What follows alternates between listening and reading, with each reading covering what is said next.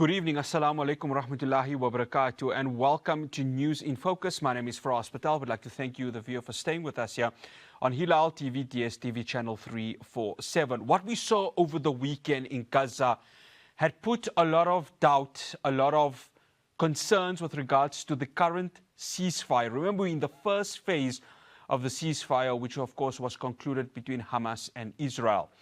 Earlier today, senior Hamas official Khalil al-Hayya said that the Palestinian group had been assured by US President Donald Trump, as well as mediators, that the genocide in Gaza is over. Al-Hayya said Hamas was serious about returning the bodies of all the captives as required under the ceasefire agreement, but added that the group was finding it very difficult to retrieve the bodies. This comes as US Vice President J.D. Vance is set to make a trip to Israel to try and conclude matters with regards to this. Joining me now, I'd like to welcome from Jerusalem, Gershon Baskin, who is a hostage negotiator and Israeli peace activist. So, Mr. Baskin, absolute pleasure having you on. Thank you so much for joining us. Thank you for hosting me. No, it's an absolute pleasure. Mr. Baskin, what we saw over the weekend, we had Hamas, some of its fighters, according to the Israeli government, had shot at some of the soldiers of the IDF. And then, of course, we saw bombings occurring in various parts of Gaza.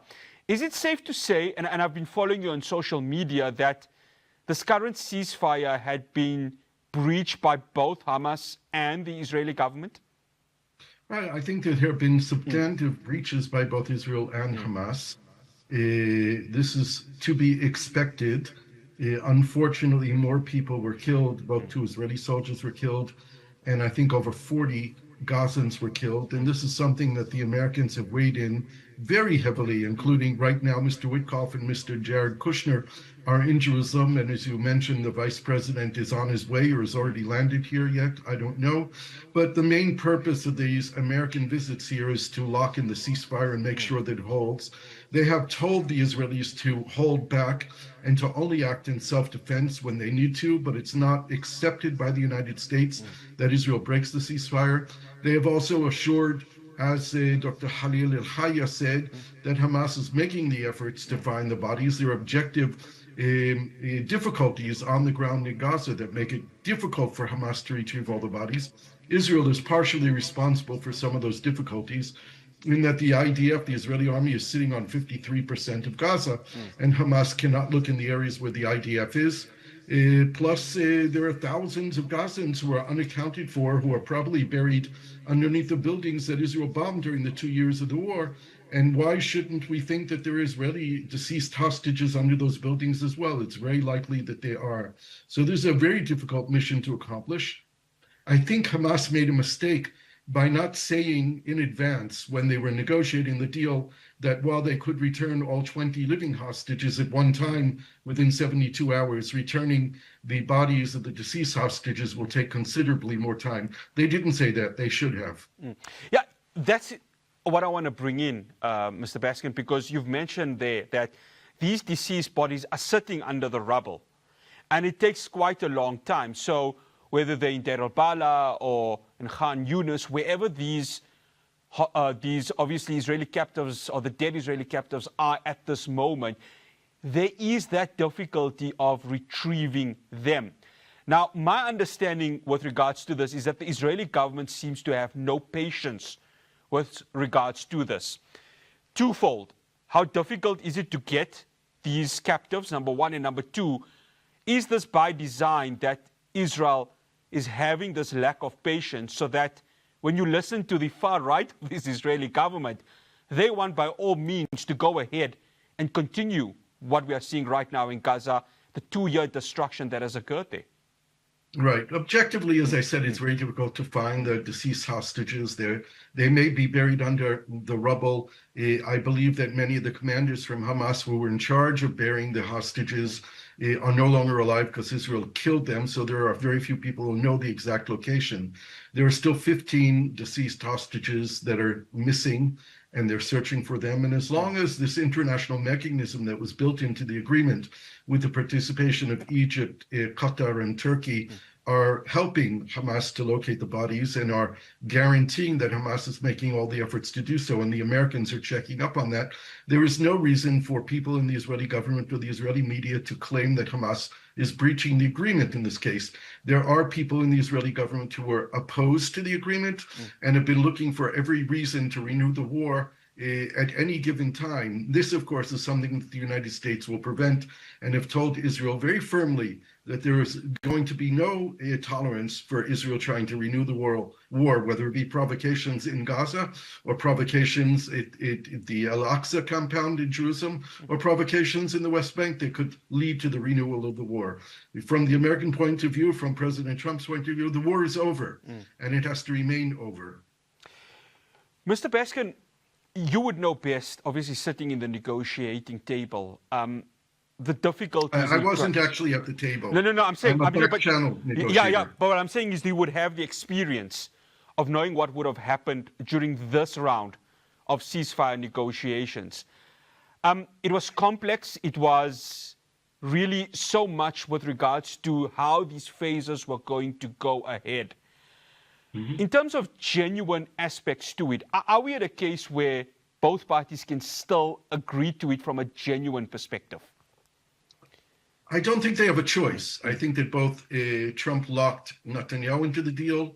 He did that at the meeting in the Oval Office in the White House when he forced Netanyahu to call the Qatari prime minister to apologize for the attack. This was totally scripted by Trump, and Netanyahu was humiliated on camera in front of the world.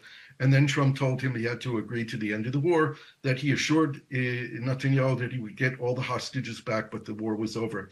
Locking Hamas into the deal was a bit more complex, and it took the strong leverage of both Egypt and Qatar, and in the end, the Turks were brought in as well to put leverage. Mr. Kushner admitted on 60 Minutes on the American TV show that Witkoff and Kushner even had a private face-to-face meeting with Hilaal. This is unprecedented. The Americans never spoke directly to Hamas, and yet it was a human meeting because Witkoff talked about the losing of his son. He had a son who died from an overdose of drugs, and talked about the pain as a father losing his son. And Hilaal lost one of his sons in the Israeli attack on Doha. So there was a human moment here, which I think gave the Hamas side the confidence that the Americans would uphold the agreement and force Israel not to renew the war once they released the hostages. Mr. Baskin, I want to bring up that conversation that was done between Steve Witkoff and Hilaal al-Hayya, because it was quite interesting. But this is not the first time the United States has dealt directly with Hamas. I'm sure you'll remember Eden Alexander.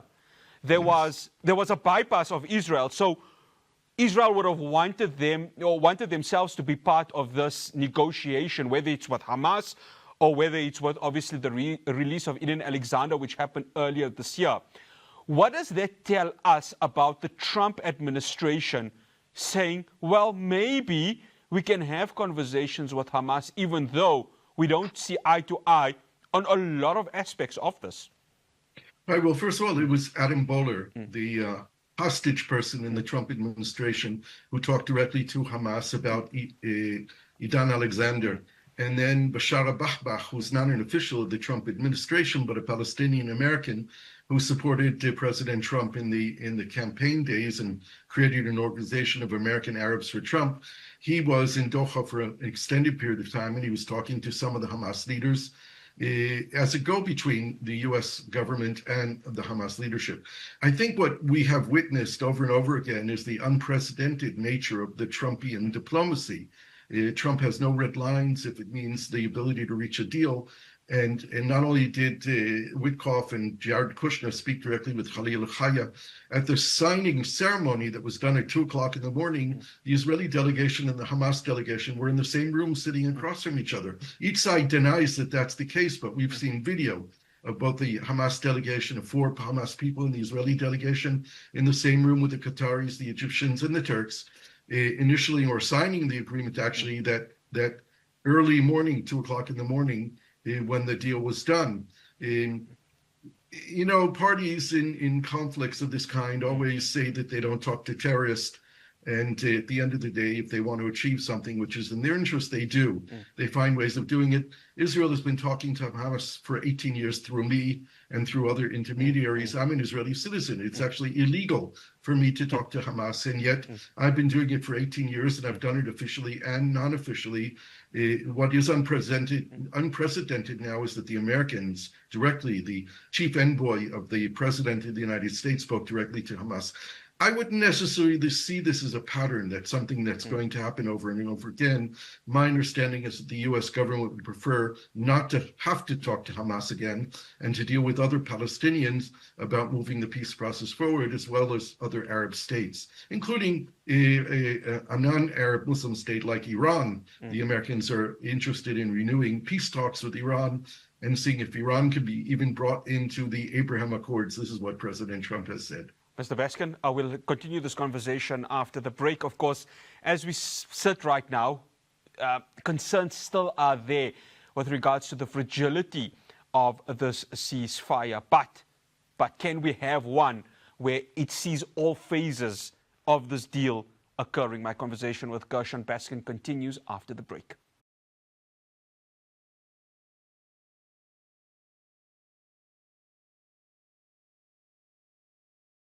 Welcome back. I'm still in conversation with Gershon Baskin, hostage negotiator and Israeli peace activist. Mr. Baskin, again, thank you so much for staying with us.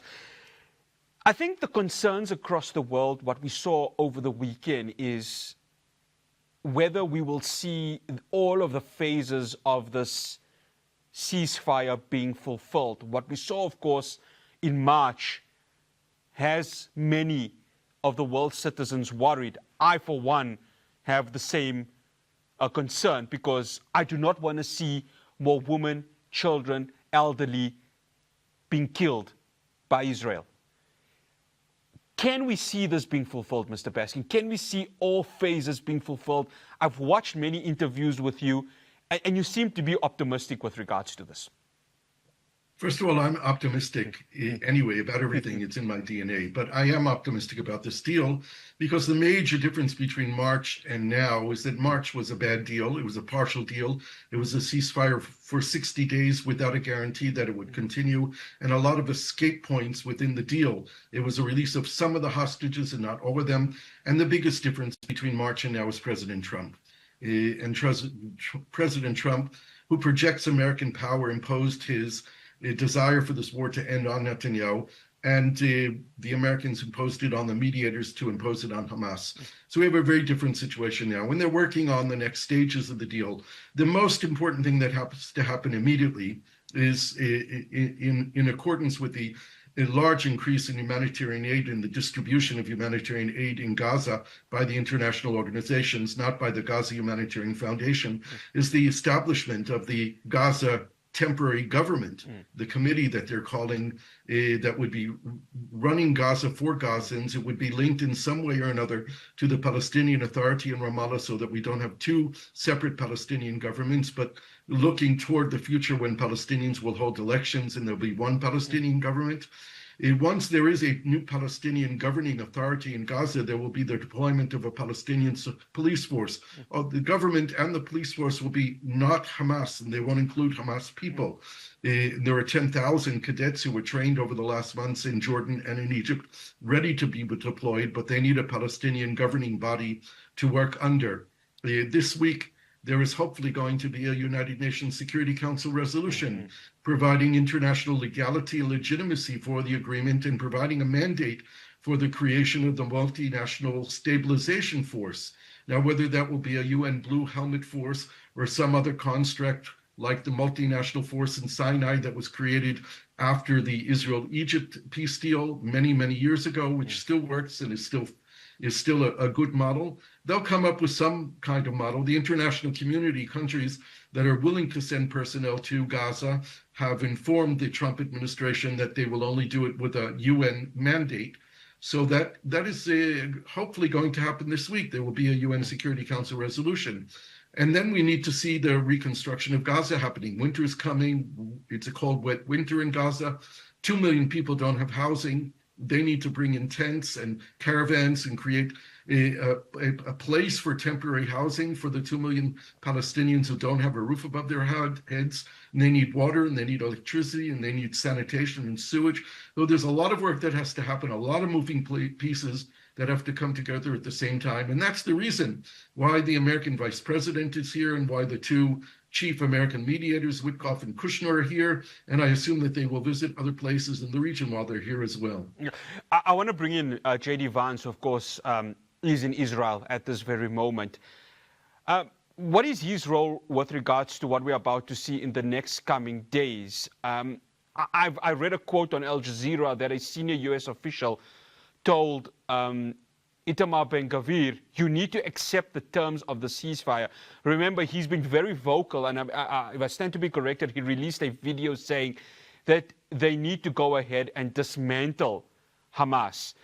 Can Vance play that role of putting this to bed, especially with regards to the far right of this Israeli government? Yeah, I don't think Vance can put the far right of the Israeli government to bed. But he is the enforcer who's been sent by President Trump to make sure that Netanyahu understands that the United States will not tolerate breaking the deal, that they want to see this move forward, and they are setting the boundaries and putting red lines on the ground so that Netanyahu knows what he can and what he cannot do. I personally don't understand someone like Ben-Gvir, who voted against the agreement in the government and stayed in the government. This is unheard of. This is a matter of principle for him. He should have resigned from the government. That will bring the Netanyahu government down, which is what I want to see happen as an Israeli citizen and a peace activist, someone who actually wants us to move forward toward a genuine Israeli-Palestinian peace process. Because let's face this, while this agreement has ended the war in Gaza, the Israeli-Palestinian conflict is alive and kicking. Nothing has been resolved with regard to the Israeli-Palestinian conflict. The Palestinians are still living under Israeli occupation. There is no Palestinian state. It won't be established formally and recognized until the state of Israel does.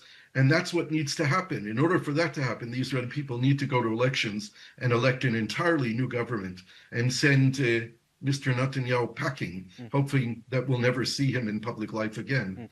Mr. Baskin, before we started this interview, you sent me, of course, an article with regards to Trump's diplomacy. You've praised his diplomacy, and of course, you've mentioned the reasons why. What we saw with Qatar, the phone call that Netanyahu had to make in front of the world at the White House. Again, unprecedented with regards to this. Herein lies my contradiction in this, Mr. Baskin, and indulge me on this, because what I want to see Donald Trump do is enforce pressure on Israel in terms of what we're seeing in the occupied West Bank, the continued settler violence that is happening there. Even now as we speak, it is still happening amongst the Palestinian villagers. Of course, part of what we see in this phases of the deal is the removal of Israeli forces from Gaza. And we want to see that being honored. And number three, of course, you've mentioned, an Israeli-Palestinian peace process.